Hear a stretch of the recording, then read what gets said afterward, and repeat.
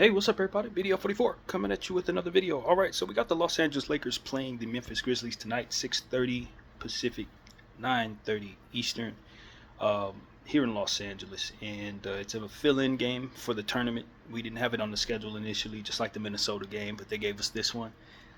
It's kind of tough because they gave us two tough teams that we can't beat. In fact, I could legitimately argue that the Memphis Grizzlies are the hottest team in basketball, having won 10 of their last 11 games, more like 11 of the last 13, to be honest with you. It's just been absolutely absurd how much winning they've actually been doing. They're on a 4-game winning streak right now, having beaten the likes of the Celtics in this process, the Wizards, the Nets, and the Kings as well. They did lose to the Dallas Mavericks in a tournament game. It was pretty damn close. Other than that, they ain't been losing a whole lot at all the way dating back to, I don't know, I don't remember who it was they lost to a long time ago. But yeah, the last time we saw them, they didn't have John Morant. They didn't have, I don't believe Marcus Smart was back. There's a lot going on that has changed. And this team is playing a great brand of basketball. Their bench players who have been used to playing more have been getting a lot of minutes and now are kind of settling back into their roles. With guys coming back. So that means they're deeper, more likely to have more options to throw at you, trust more players on their team than most teams do because of it. So as I told people earlier in the season, I almost think that the Memphis Grizzlies are the favorites in the West. I know OKC is just as hot as them right now, even without Jay Huffs. I mean, excuse me, not Jay Huff, but Chet Holmgren. They're extremely hot. They just won, going into the championship game next to the Milwaukee Bucks coming up. They just beat the Houston Rockets. So I know how hot they are and how good they are, and maybe you say they're the favorites based on that understanding. But for me, if it ain't number two for the Memphis Grizzlies, I don't know what is, because they have such a deep team. They have so many reliable pieces. They have cohesiveness. They've been together for a long time. Their core has, and the supporting cast is as strong as any supporting cast that you're gonna find. Players like Jake LaRavia and Santi Aldama, Marcus Smart, Jay Huff, Scottie Pippen Jr., Jalen Wells, and their team just goes on forever, man. And the truth of the matter is, they really haven't had any trouble beating good teams, bad teams, everybody. And we've had a lot of trouble beating good teams as of late. In fact, we haven't, simply put, we just haven't. We just played the Minnesota Timberwolves in a game that if you want to give the Lakers credit for their defense, I think that's okay. But I think it was more so just the Minnesota Timberwolves missing a whole lot of shots. And so were we. Turned the ball over a lot.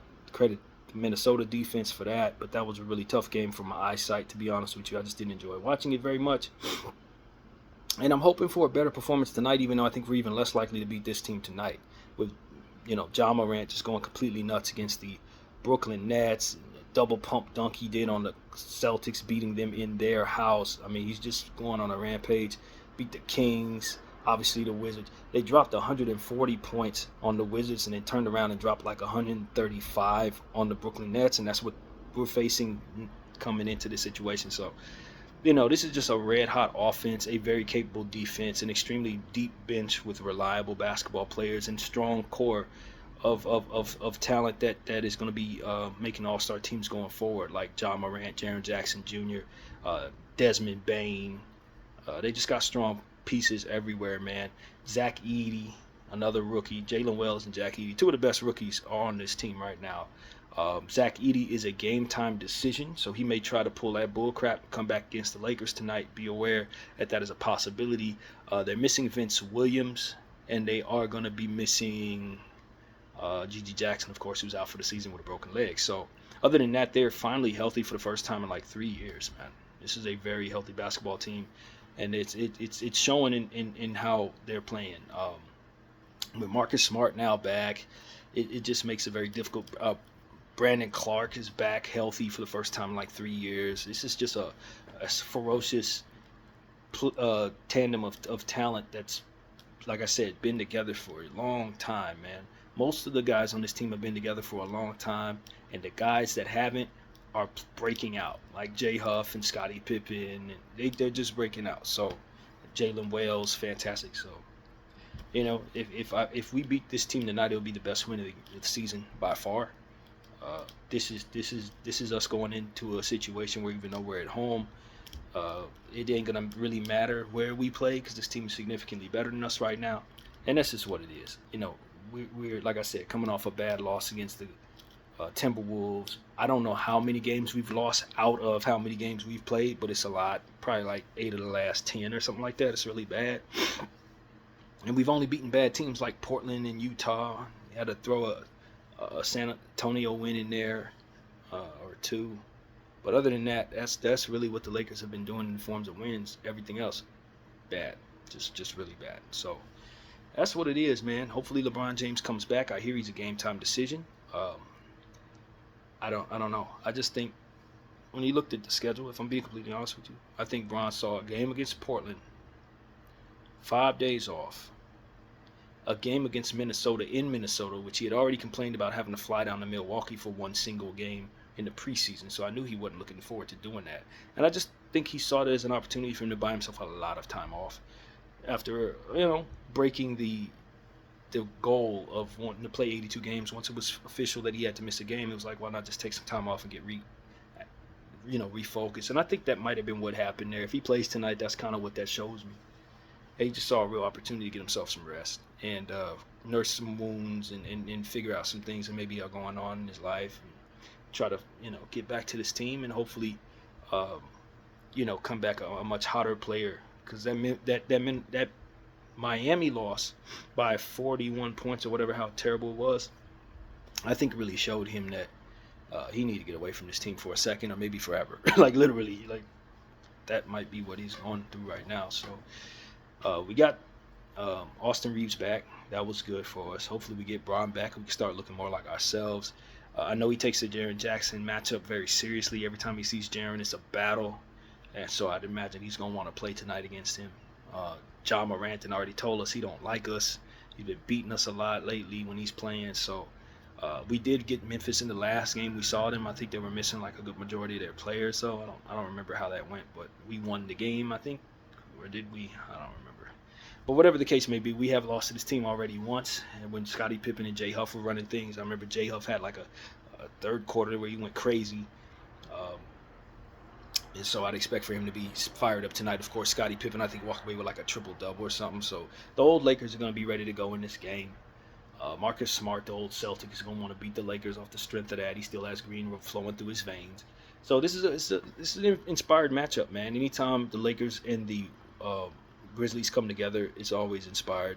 These teams have history. We've beaten them in the playoffs several times, and they know we're hobbling right now. So I'm pretty sure they're going to try to take advantage of a much healthier team than they've had. And I know they're hopeful to see us in the playoffs if we happen to make it, for which is not guaranteed. So that's really what's going on there, man.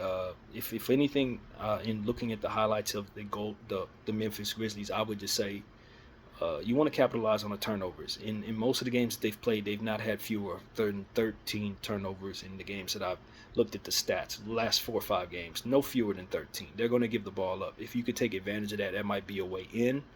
They're going to shoot a lot of three-point shots. Sometimes they shoot pretty well from behind the arc, so you can't count on them missing a lot of them. But, they shoot upwards of like 43s a game, pretty much. So be ready for the three-point shot as it goes up with guys like Desmond Bane and Santi Aldama looking to take it regularly. Jalen Wells, those are three-point shooters that are going to take it regularly. John Morant's going to eat, man. You got to hope to contain the young fella. That's really what it comes down to. We don't have anybody who can stay in front of him. We'll do the best we can, but we know he's going to get his numbers. He should eat and eat a lot tonight. Definitely a good fantasy player to pick up on a one-game situation. He's primed to do some great things tonight. It just is what it is. Hopefully we can get that out of Anthony Davis. He had like 23 points, 11 rebounds, something like that in the last game, but very, very, very quiet. Kind of a passive night for Anthony Davis. Of course, got to talk about D'Lo in the last one where he got removed from the game with 3 quick fouls and then came back and bricked a bunch of shots down the stretch. It just really was a bad overall D'Lo performance. He's going to have to find a way to stay on the basketball floor if he wants to help his team and not just show up big in situations where the team's that he's going up against aren't very good. Because the Portland game, he looked fantastic, but like he did that last year against, who was it? Philadelphia, without Joel or something like that. It's like his biggest games sometimes just come against the worst teams. So we need him to show up against a good team.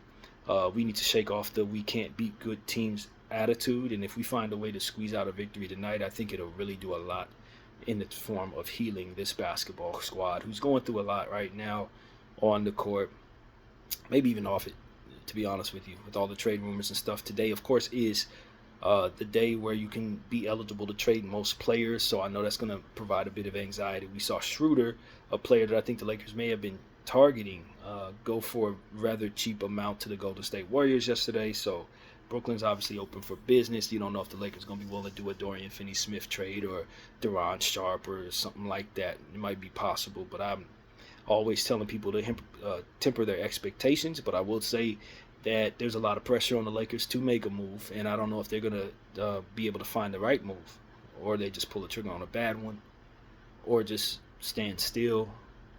There's no way of knowing, but they have been doing a lot of standing still, and they've been taking a lot of heat for it, as you can clearly see if you follow this team. So I do expect they'll try to execute some type of trade transaction. Today, absolutely not. I wouldn't expect it, but I do expect for over the next month or so something to happen. Something that would bring us a new body or two. I think so. But we'll see. And hopefully it's something that doesn't give up too much, because I really want to hold on to our future assets, even the second rounders, to be honest with you. But, you know, it is what it is. We need our team to show up. I've really liked what I've seen from some of our defensive players. Max Christie, Cam Reddish, Gabe Vincent have kind of played some really good ball. Christian Coloco was the only player who didn't turn the ball over in the last game. So our defensive players have kind of been shining a bit. Our offensive guys, not so much.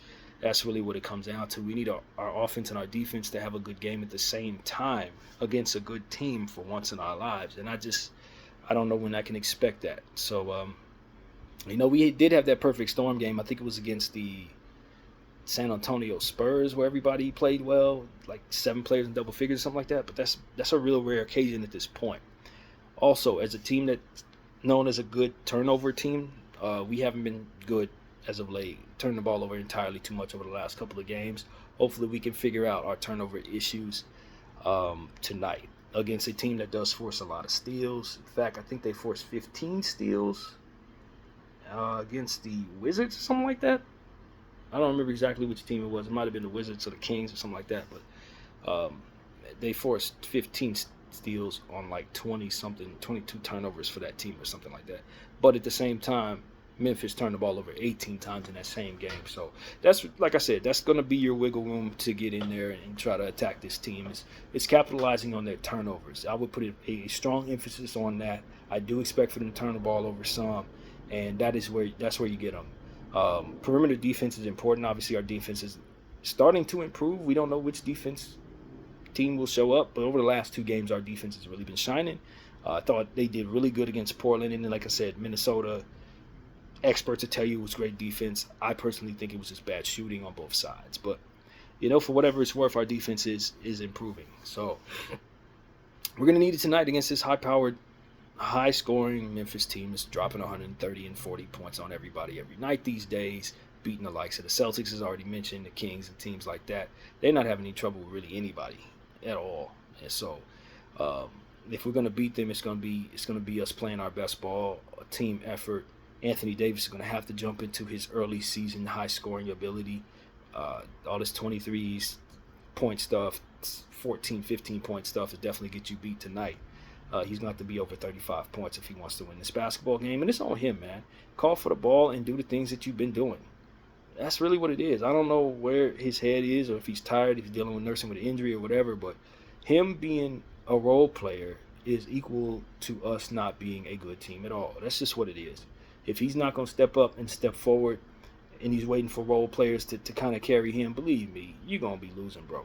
It ain't deeper than that. Either you're going to be a star or you're going to lose. So that's what I have to say to Anthony Davis. This ain't the time for him to be, I'm focusing on defense. No, your offense is needed. You're going to need to score, man. And you need to score a lot, just like you were doing early in the season when you were playing like an MVP candidate. You saw our situation. We were winning every game. Start the season, first 3 games, he was playing like an MVP candidate. We didn't lose nothing. It's all on him all the time, and until he comes around to being capable of doing that consistently, this team is not going anywhere. So we can talk about Braun, we can talk about Rui, we can talk about Max, we can talk about all these guys. You know, Dalton and the slump he's in, D'Lo, all that's cool, bro. But at the end of the day, if Anthony Davis is doing what he does at a high level, we're beating teams. When he's not, we not beating nobody.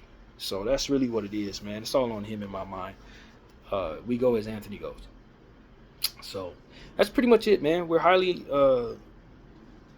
unfavored to win this basketball game. I think that's what I can say responsibly to everybody. Betting on the Lakers, I can tell you this: if you bet on the Lakers, you probably make a lot of money, because if they win this game, you're definitely gonna make a lot of money. But if they lose this game, you're gonna lose a lot of money. So I would tell you, just play it safe. I've seen the Lakers win games like this, but the way that we've been playing as of late, and the way the Memphis has been playing as of late, it's not looking good for you at all. But we'll watch the game. You know, we will have a certain level of intensity anytime we see Memphis and Ja. It's time to show up as fan base. So, you know, this is our house. We'll be loud, I'm sure, but it's incumbent upon this unit to block out the noise on the trade rumors, have some pride about yourself and your uniform and your name on the back of the jersey, and remember what you've already accomplished, and understand who you can become if you play your best. Because at the end of the day, it's a lot of naysayers that can seep into the unit there and keep them from believing that they can compete. And I think a lot of that's kind of what they've been dealing with over the last couple of weeks. It reminded me of when we had BI and those guys and the trade rumors were coming in, kind of shaking them up. I think that's kind of what I'm sensing there to a degree. JJ's going to have to find a way to reel those guys in and make them play for him. That's really what it is, man. And we got to make more sense about what we're doing defensively and offensively alike. You know, switch it up, run ball movement, player movement plays more often, feed Anthony Davis early and often, and it is good to have an aggressive Austin. You know, at the end of the day, glad he's back. 6 of 16 in the last game. The inefficiency had drove me crazy, but without him, we were just not a very aggressive basketball team. So it's good to have him back attacking, and we'll live with the inefficiency at this point because we missed it a lot regardless, believe it or not. So that's what it is, man. Attempt more shots in the Memphis Grizzlies. If you really want to beat the Memphis Grizzlies, your defense ain't going to slow them down. Your offense is going to have to turn up a lot, and you're going to have to get a lot out of your role players. We didn't get a whole lot out of anybody other than Max Christie and Anthony Davis offensively in the last game. We're going to need people to wake up, man. Rui Hachimura tends to play very well against the Memphis Grizzlies. We're going to need him to show up tonight. He did not have a good basketball game by his standards, in my opinion. Didn't play smart ball. He needs to be better. I'm calling Rui out as well. He needs to be better. Because if we can get 30 points out of damn Rui, we ain't losing no games either. But if he's going to be under 10-point Rui, we'll probably lose every one of those games. So, you know, it's time for him to step up, man. You're on a contract. You've gotten minutes in this league over the last couple of years. This ain't Washington, bro. We need you to play better. And quite honestly, you've just not lived up to the standards. Since the start of the season when you had that hot streak, went down with the injury, you come back and you've just not been yourself. And we need you to be yourself, bro. We need you to not only be efficient, but be a volume guy. If you're going to hit 5 out of 6, just attempt 20, literally. And we need to be empowering him to do so because he's one of our most efficient players. And we're hunting out opportunities to give players who are not efficient the ball. And then one of our offense is stinking. So he didn't have a good offensive game in Memphis against Minnesota. But every other game before that, he's been shooting low volume and hitting high shots. And then struggling in other areas. Feed him the ball. Feed what he does well, which is score. That's really what I have to say about that. And hopefully we can get a good Dalton Connect game. I haven't seen nothing good out of Dalton in a while. He did rebound the ball at a high clip in the last game, so we definitely like that he can contribute in other areas. But his confidence shooting the ball is essential to our success. If he's going to be somebody who doesn't really believe the shot's going to fall and he's, you know, kind of an afterthought in the offense, we're definitely not going to score enough points to beat the Memphis Grizzlies. We're going to need him to play well against the Memphis Grizzlies. And given the fact that he went to Tennessee for college, had his big year there, I think he should be showing up anytime Tennessee's in the building, period. So I'm calling on Dalton Connect to step up and get back to your shooting ways. We know how good you are, but if you don't believe that, what does it matter that we do? So that's what it is, man. I like that he's helping us in other areas, though. 9 rebounds, career high. That was great against the Timberwolves. So that's really what it is, man. I'm just looking for guys to show up, man. Stay out of foul trouble, D'Lo. You know, stuff like that. Stay out of foul trouble, AD, Bron, everybody who's going to play. Uh, do your best. That's all you can do. You're going up against a team that's significantly better than you. You know, there's no expectations for you to win, so you should be loose tonight. You've had rest. You had the rust game against Minnesota after the 5 days rest. This should be a game where we should be keen on what we need to do. We should have been preparing for this game all week long. It's a home game. We play well at home. I would love to catch a Memphis Grizzlies team that's been red hot off guard. They got some guys coming back in the rotation that haven't been there, so that should shake their lineup in some ways that may not be very comfortable. If they go to the wrong second unit guys trying to work people back in, it might not be that great for them. Deal with the size, man. Jaren Jackson Jr., Zach Edey potentially, Jay Huff. They got size for days, so be ready for that on the glass if at all possible. Make your possessions quality each and every time. Take care of the basketball. And long shot, long board, as we always say. If they're shooting a 3, prepare yourself to be further out so you can catch the ball as it ricochets off the rim. I mean, the Lakers are horrible at this. It's an eyesore when they struggle in that way. Long shot, long board. Please remember this. So that's pretty much what I got to say. Your Los Angeles Lakers are going to be wearing their white uniforms, of course. It's Sunday. And your Memphis Grizzlies, or their Memphis Grizzlies, are going to be wearing their navy robes. Pretty simple stuff there. And just know that Ja Morant's going to come ready to kill us. He hates us. And so let's make sure he feels that feeling coming back at him as well. And that's pretty much what I got to say, man. 6:30 start. Be there, be square. BDL 44. Thank you all for watching. Out.